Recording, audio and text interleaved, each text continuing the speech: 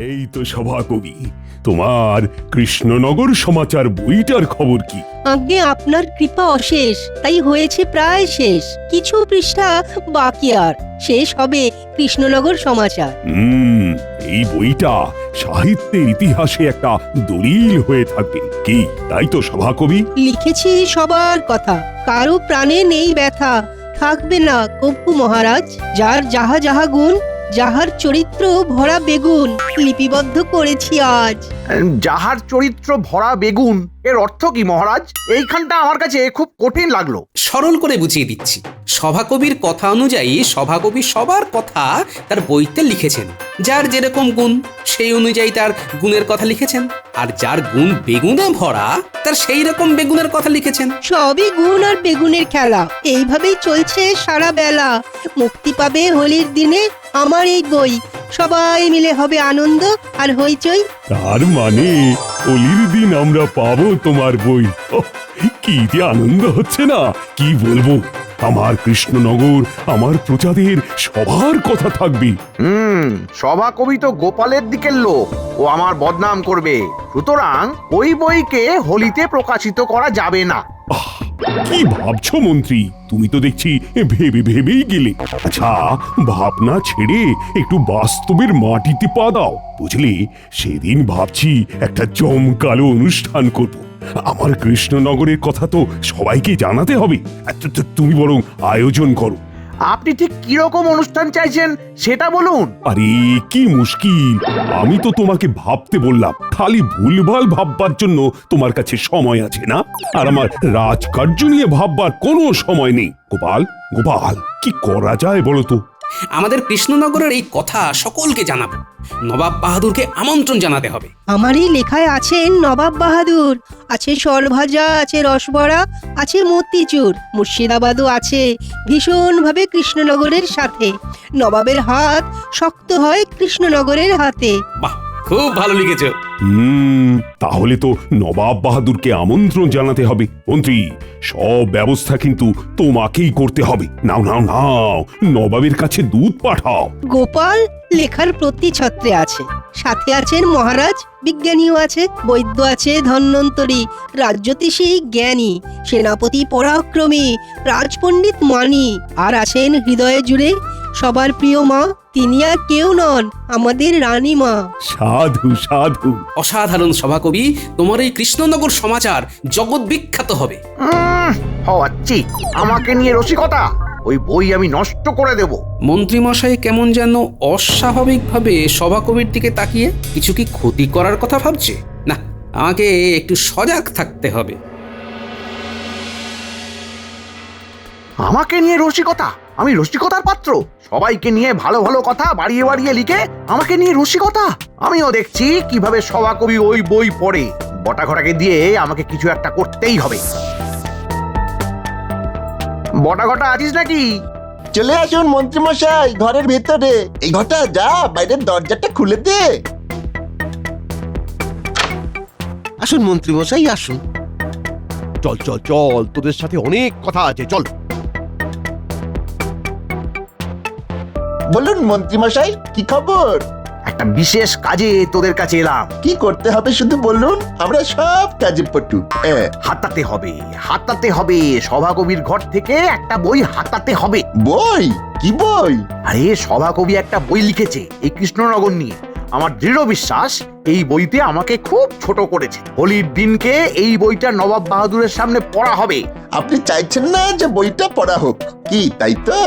একদম ঠিক বলেছিস। বইটা ওখান থেকে হাওয়া হয়ে যাবে। হয়ে যাবে।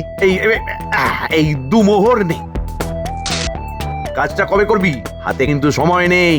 তোদের যা করতে হবে তা কালকে। পুরো কাজ কর, উপহার পাবি। এখন আমি যাই। একি রে বটা, মাত্র দুটো মোহর? দুটো মোহরে কি হবে রে? কায়দা করে আমাদের দুটো মোহরের বিনিময়ে বায়না দিয়ে গেল। কাজটা করবি তো? বায়না যখন দিয়েছে তখন আর না করে কোনো লাভ আছে? কাল কাজটা করে মন্ত্রীমশাইকে বাঁচিয়ে দিই, তারপর আমরা নাচিয়ে ছাড়বো। ভাবিস না?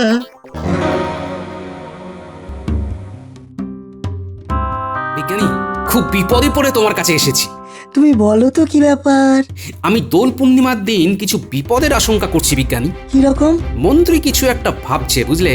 কি ভাবছে সেটা তো আমি বলতে পারবো না, কিন্তু যেটা ভাবছে সেটা ওই সভাকবির বইটা নিয়ে। ও যেমন করেই হোক বইটার ক্ষতি করতে চায়।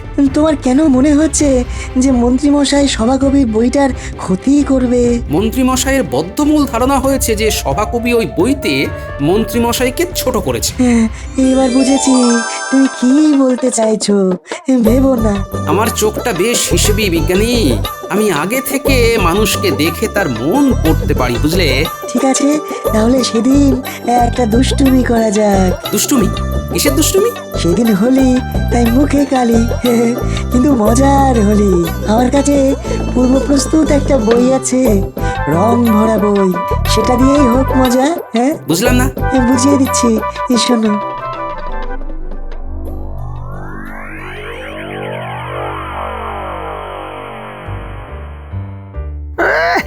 যাহার চরিত্র ভরা বেগুন।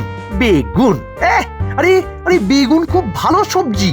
দেখুন, বেগুন যখন ছাঁকা তেলে ভেজে পাতে আসে তখন তার মহিমাই আলাদা। কি জানি বাবা, কিছু কিছু বেগুন খেলে ও কুট কুট করে। বেগুনের কোনো গুণ নেই। গিন্নি, তুমি আর কাটা ঘায়ে নুনের ছিটে দিও না তো। তোমার কি মনে হয় আমি বেগুন? তোমাকে কে বলেছে যে তুমি বেগুন? আবার কে? আমাদের সভাকবি। সবার নামে ভালো ভালো কথা, কিন্তু আমার নামে কোনো কথাই নেই। আমার নামে ঢেলে বদনাম করেছে। তুমি দেখেছো যে তোমার নামে বইতে বদনাম লেখা আছে? দেখিনি, কিন্তু আন্দাজ করতে পারি। আমি মন্ত্রী, আমার একটা সূক্ষ্ম দৃষ্টি আছে। আমার কিন্তু মনে হয় না। ধুর, এই জন্যেই বলে অবলা। তুমি অবলা, তোমার বলা সাজে না। ঠিক আছে, আমার বলার কথা তাই বললাম। রাখা না রাখা সেটা তোমার ওপর। আবার রাগ দেখানো হচ্ছে। অবলার আবার রাগ। বাহ, এটা বেশ ভালো একটা মজা হবে। আমাদের সভাকবির বইকে নষ্ট করবে? এত সাহস? তাহলে চলো বিজ্ঞানী, আমরা সভাকবির বাড়ি যাই তোমার রং ভরা বই নিয়ে। চলো।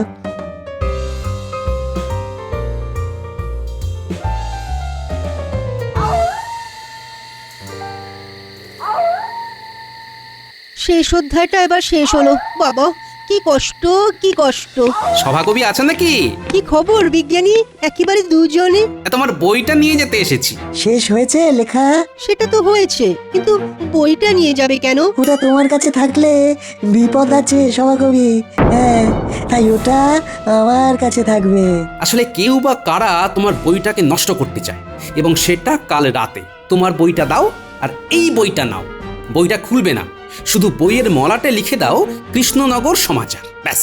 সে না হয় লিখে দেবো, কিন্তু কে চায় আমার বইটার ক্ষতি করতে? হুম, সেটা এখনই বলার সময় আসেনি সভাকবি। কিন্তু হবে চুরি, এটা নিশ্চিত। হতে পারে ভুল। নিশ্চিত, শতভাগ নিশ্চিত, নেই কোনো ভুল। কান খুলে শুনে রাখো সভাকবি, কাল রাতে তুমি সদর দরজা খুলে শোবে। চোর আসবে, ঘরে ঢুকবে, বিজ্ঞানীর দেওয়া এই বইটা রেখে তুমি ঘুমোবে। চোর বইটা চুরি করে নিয়ে যাবে, তারপর দেখবে খেলা। এই আসল বইটা দাও, ওটা আমার কাছে যত্নে থাকবে। হ্যাঁ।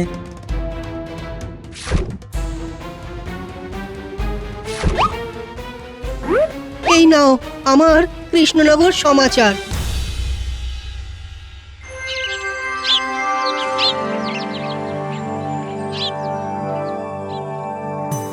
এই মন্ত্রী, নবাব বাহাদুরের কাছে আমন্ত্রণ পত্র পৌঁছে গেছে তো? হ্যাঁ মহারাজ, দোল পূর্ণিমায় মহারাজ কেমন ঘোল খাবেন। মন্ত্রী বেগুন। আচ্ছা মন্ত্রীমশাই, আপনি মাঝে মাঝে কিরকম উদাস হয়ে যাচ্ছেন? কি ব্যাপার? আপনি কি কিছু ভাবছেন? হ্যাঁ, আমি কাল থেকে লক্ষ্য করছি, কথা বলতে বলতে কি যেন আকাশ কুসুম ভাবতে শুরু করছে। ভাবনা কি একটা মহারাজ? নবাব বাহাদুর আসছেন, তার একটা সম্মানের ব্যাপার আছে, তার তার সুরক্ষার ব্যাপার, তার উপর সেদিন আবার দোল, ঝঞ্ঝাট কম। তা ঠিক। আমি থাকতে ওই সুরক্ষা নিয়ে আপনাকে খুব একটা ভাবতে হবে না মন্ত্রী মশাই। কোনো চোর জোচ্চোর কেউ বাইরে থাকবে না। হ্যাঁ, সবাইকে কারাগারে ঢুকিয়ে রাখবো। আচ্ছা, কাল তো দোল, আমরা রং খেলবো সবাই। সভাকবির বই পড়া হয়ে গেলে ভোলা ময়রাকে বলে দাও, দোকানে সব মিষ্টি এখানে আসবে, আমার সমস্ত প্রজারা বাঁধন ছাড়া আনন্দ করবে। হেসে নিন মহারাজ, আজ ভালো করে হেসে নিন। আজ ন্যাড়া পোড়া, ন্যাড়া আজ পূর্বে, কাল আপনার মুখ পূর্বে নবাব বাহাদুরের কাছে। সভাকবি, কাল খুব ভালো করে বইটা পড়ো। কাল আসরটাকে একেবারে জমিয়ে দিও। নবাব বাহাদুর যেন খুব খুশি হয়। আমি খুশি করবার চেষ্টা করব বারবার। আপনাদের খুশি করাই ব্রত, আমিও তো খুশি থাকি আমারই মতো। বড় আনন্দের দিন উজির। আমার কৃষ্ণনগরকে বর্ণনা করছে সভাকবি। আমাদের মুর্শিদাবাদকে নিয়ে একটা লিখতে হবে। ঠিক বলেছো। দেখি সভাকবির লেখার হাতটি কেমন, তারপর আমিও বলবো আমাদের সমস্ত বাংলা নিয়ে লিখতে।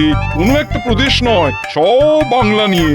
আপনার অনেক দিনের মনের ইচ্ছে সেটা পূরণ হবে জাহাপানা।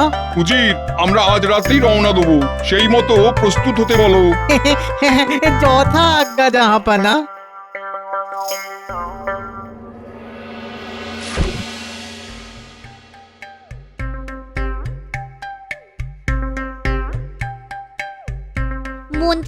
মন্ত্রীমশাই বলতে পারেন আজকের দিনটাকে ন্যাড়াপোড়া বলে কেন? জানি না, যা, এখন কাজের সময়, আড্ডা মারার সময় নয়। মন্ত্রী মশাই, নেড়ার ঘরে বড় বড় 4টে আলু আর দুটো বেশ বড় বড় দেখে বেগুনও পোড়াতে দিয়েছি। বেগুন পোড়া লঙ্কা দিয়ে মেখে গরম রুটি দিয়ে খেতে খুব ভালো লাগে। ওহ, এখানেও বেগুন! তোদের কি আমাকে দেখে বেগুনের কথা মনে পড়লো? যত সব। এ কি রে বাবা, মন্ত্রীমশাই বেগুন শুনে খেপে গেলেন কেন? আজ রাতে বইটা হাতাতে হবে। ওটা নিয়ে আপনি ভাববেন না, ওটা হয়ে যাবে। শুধু আমাদের পেটের খিদেটা দিকে একটু নজর দিন। হ্যাঁ, সেদিন হাতে দুটো মোহর ঠেকিয়ে চলে গেলেন। আজ আমাদের অগ্রিম না দিলে আমরা কিন্তু কাজে যেতে পারবো না। হ্যাঁ। আরে আরে, আমি তো তোদের পারিশ্রমিক দিতেই এসেছি। এই নে। আজ রাতেই যেন কাজটা হয়ে যায়। এতে কত আছে সেটা আগে বলুন। এই 20 মোহর। হ্যাঁ, তার মানে পুরো কাজটা আপনি প্রায় বিনা মজুরিতে করাতে চান? বাবা, এই বই হাতাতে কত নিবি রে? এটা তো আপনি আমাদের সাথে কথা বলে নেননি। আপনি তো মাত্র 2টো মোহর দিয়ে চলে গেলেন। সবকিছুর তো একটা নিয়ম নীতি আছে। তা তোরা ওই বইটা হাতাতে কত নিবি বল? আমাদের দুজনকে 100 করে মোহর দিতে হবে। 100? ওরে বাবা! তাহলে থাকুক, আপনি অন্য কারোর কাছে যান। না, তোরাই করবি। আমি কাজ হয়ে গেলেই তোদের পারিশ্রমিক দিয়ে দেবো। হ্যাঁ, আবার ধার বাকি? এই ধরাধরিতে যাবেন না, হাতে তো সময় আছে। ঘটা আপনার সাথে যাচ্ছে, হাতে পুরোটা দিয়ে দিন। তাতে আপনিও নিশ্চিন্ত, আমরাও নিশ্চিন্ত। না, এদের দিয়ে আর কাজ করাবো না।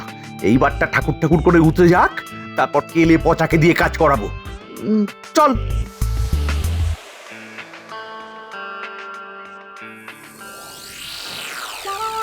দেখ ন্যাড়ার ঘর কেমন হয়েছে। বাহ, খুব ভালো হাতের কাজ করেছে পুটির বাবা। শুকনো পাতা, খড় আর শুকনো কাঠ দিয়ে কি সুন্দর ন্যাড়ার ঘর বানিয়েছো। গোপাল দাদু, ওই দেখো মন্ত্রীমশাই আসছেন। বাবা, পেছনে পেছনে ঘটা বাবু হাঁটছে। এই রে, গোপাল দেখি দাঁড়িয়ে। ওরা আর ন্যাড়া পড়াবার জায়গা পেল না। কি বলি। হ্যাঁ, ওমা গোপাল, তুমিও বাচ্চাদের সাথে নেড়াপোড়া করছো? এদের কাছে এলেই তো আমার ছোটবেলাটা ফিরে আসে মন্ত্রী মশাই। তা আপনি ঘটাকে নিয়ে কোথায় চলেছেন? আরে, নারকোল পাড়াতে যাচ্ছি। নারকোল হয়েছে তো। সারাদিন গেল, এই সন্ধে হবার মুখে আপনি ঘটাকে দিয়ে নারকোল পাড়াবেন? তাতে কোনো অসুবিধে নেই গোপাল দাদা। আমার চোখ অন্ধকারেও জ্বলে কি না।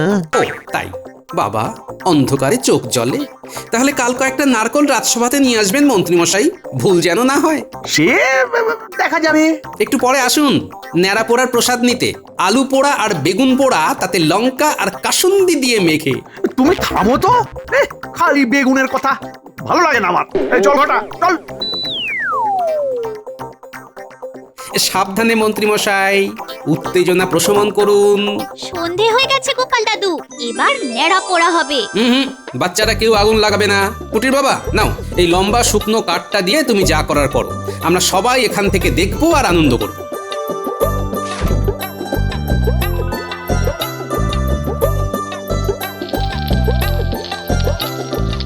দাও আর ধুধু।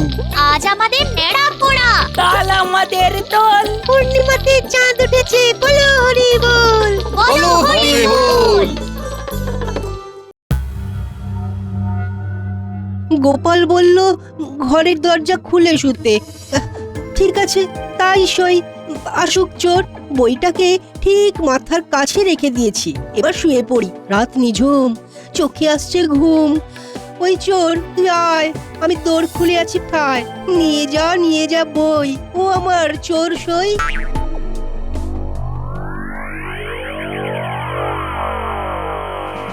আরে বাস, আমাদের আর সিঁধ কাটতে হবে না রে।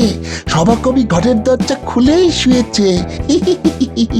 চল চল ঘরে ঢুকি আর ওই বইটা নিয়ে মন্ত্রীমশাইয়ের হাতে তুলে দি। চল চল চল।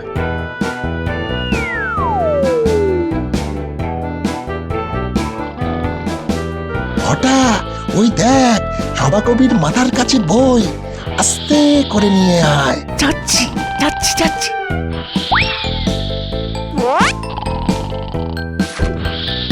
ব্যাস, চল এবার চল।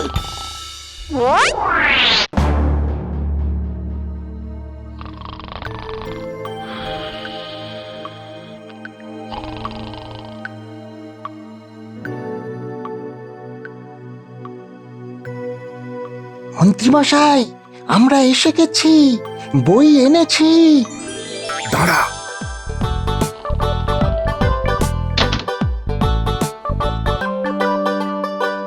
এই নিন আপনার বই, এবার খুলে দেখুন। বাবা বাবা বাবা বাবা, খুব ভালো কাজ করেছিস। দে দে দে দে দে দে, খুলে দেখি দে। আপনি খুলে দেখুন, আমরা ঘরে যাই। ঠিক আছে। পূর্ণিমার চাঁদের আলো, এই আলোতে বইটা একবার খুলে দেখি। যদি কৃষ্ণনগর সমাচার জানতে চাও তাহলে পরের পাতা উল্টে সাদা কাগজের ওপরে ভালো করে 3 বার হাত ঘষে চোখ বন্ধ অবস্থায় সেই হাত নিজের মুখের ওপর বোলাতে হবে। আচ্ছা, এই ব্যাপার, দেখি তো।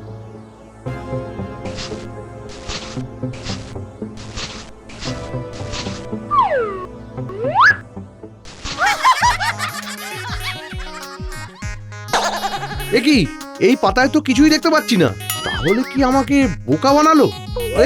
এই আর আমার মুখটাও কেমন চটচট করছে। এ বাবা, ওইনি, কিন্তু দেখো তো আমার মুখে কি যেন একটা লেগেছে। কি লেগেছে গো? তুমি কি মা, এ তো নীল মানুষ। এই তুমি বাইরে যাও, যাও বলছি। তোমাকে তো আমি চিনতে পারছি না, যাও। দাঁড়াও, আমি মুখটা ধুয়ে আসছি, দাঁড়াও। এই রে, আমার মুখের রং তো উঠছেই না। হায় হায় হায়, কি হলো? আরে কিছুতেই উঠছে না, কি হলো এটা?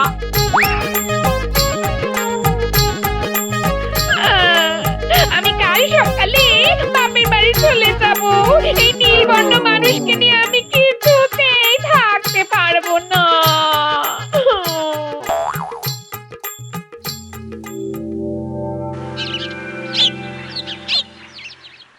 কি গো কৃষ্ণচন্দ্র, তোমার মন্ত্রী কোথায়? নারকল পেড়ে অনেক রাত হয়ে গিয়েছিল। কি বললে? মন্ত্রী সারা রাত ধরে নারকোল গাছে উঠে নারকোল পেড়েছে?